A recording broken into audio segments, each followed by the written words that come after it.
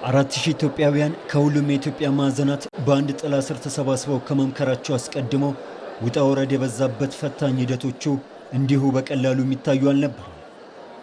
ዘመናትን የተሻገሩ እጅግ ፈታኝ የሆኑ የፖለቲካ ማዕበሎችን፣ የማህበራዊ ትስስር መላላቶችና የእርስ በርስ መቃቃሮችን ለማድረቅ ኢትዮጵያ ጉዞዋን ስትጀምር ነገሮች አልጋ ባልጋ እንደማይሆኑም ሳይታለም የተፈታ ነው። አስቀድሞም የኃይል ፖለቲካ ያማራቸው ወደ ሀሳብ ፖለቲካም ሆነ ምክክር ባህል ወደ ሆነባት ኢትዮጵያን ለመገንባት የሻቱ ዜጎችም ሆኑ የፖለቲካ ኃይሎች ጥያቄ የሆነው ሀገራዊ ምክክር በ2014 ዓ.ም ተጠነሰሰ። ኮሚሽኑ ሲቋቋም ጀምሮ ተጠሪነቱ ለሕዝብ ተወካዮች ምክር ቤት እንጂ ለስራ አስፈጻሚ እንዳይሆን መደረጉም የመንግስትን ቀጥተኛ ጣልቃ ገብነት ያስቀረ የመጀመሪያውና ህጋዊ እርምጃ ነበር። የኮሚሽነሮቹ ምርጫም ቢሆን በፖለቲካዊ ሹመት ወይም በመንግስት ኃላፊዎች ምደባ ሳይሆን በህዝብ ጥቆማና በግልጽ መስፈርት እንዲከናወን መንግስት በሩን ክፍት አድርጎ ከቀረቡለት 632 ጥቆማዎች 42 እጩዎችን በመመልመል የመጨረሻዎቹንና አሁን በስራ ላይ ያሉትን ኮሚሽነሮች ተለይተው ስራውን እንዲመሩ መደረጉም የሂደቱን ግልጽነት ቁልጭ አድርጎ የሚያሳዩ ነው።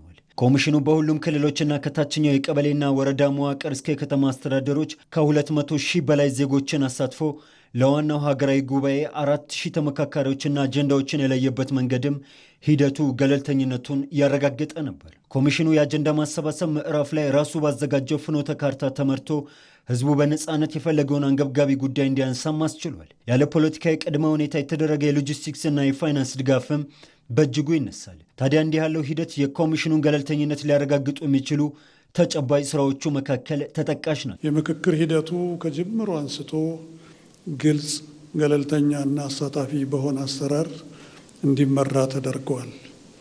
ሀገራችን ኢትዮጵያ የምንሻውን ያህል ወደፊት እንዳትራመድ ያደረጓት ቋጠሮች ሊፈቱ የሚችሉት በምክክር ብቻ መሆኑን በመገንዘብ የኢትዮጵያ ሕዝብ ለዚህ ሂደት የሰጠው ትኩረትና ያሳየው የባለቤትነት መንፈስ እጅግ የሚያበረታታ ነው።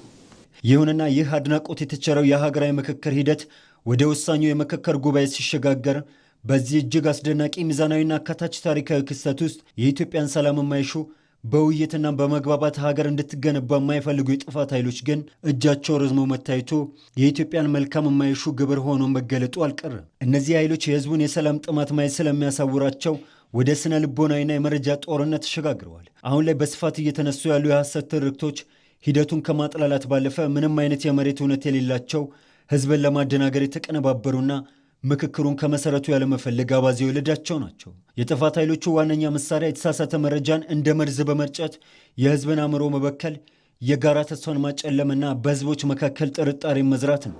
በዲሞክራሲያዊ መንገድ ከህዝብ የተወከሉ ዜጎች በ8 አጀንዳዎች ላይ መክረው ወደ ሀገራዊ መግባባት ለማምራት ግን ቆርጠው ተነስተዋል። የነበሩ ስብራቶች የሚጠገኑበት ሁኔታ የሚፈጠርበት መድረክ ነው ማለት ነው። ዛሬ የጠቅላላ የኢትዮጵያ ህዝቦች ተሰባሰቡና ስለ ችግራችሁ ስለ ሁኔታችሁ ተወያዩ በማለቱ ራሱ ይሄ የማይገኘው እድል ነው።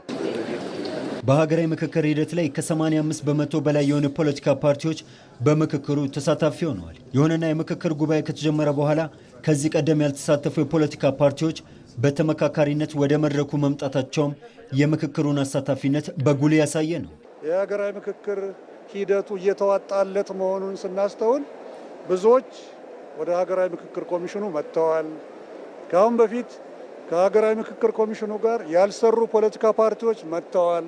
በጣም ደስ ብሎናል። የሀገራዊ ምክክር ኮሚሽን በማንኛውም የፖለቲካ ኃይል ተጽዕኖ ስር ሳይወድቅ ሚዛናዊና ፍትሐዊ ምክክር መድረክ ሂደቶችን አልፎ ለታላቁ ጉባኤ በቅቷል። በአሁኑ ሰዓት በምክክር አዳራሾች ውስጥ ከሁሉም የኢትዮጵያ ክፍሎች፣ ተቋማት፣ ማህበራትና የፖለቲካ ኃይሎች የተወከሉ ዜጎች በነፃነት እየተሳተፉ ይገኛል። በየአዳራሹ የሚታየው እውነተኛ ምስል የሀሳብ ብዝሃነትን ሙሉ በሙሉ ያስተናገደ የዲሞክራሲና የነፃነት አውድማ መሆኑን ነው።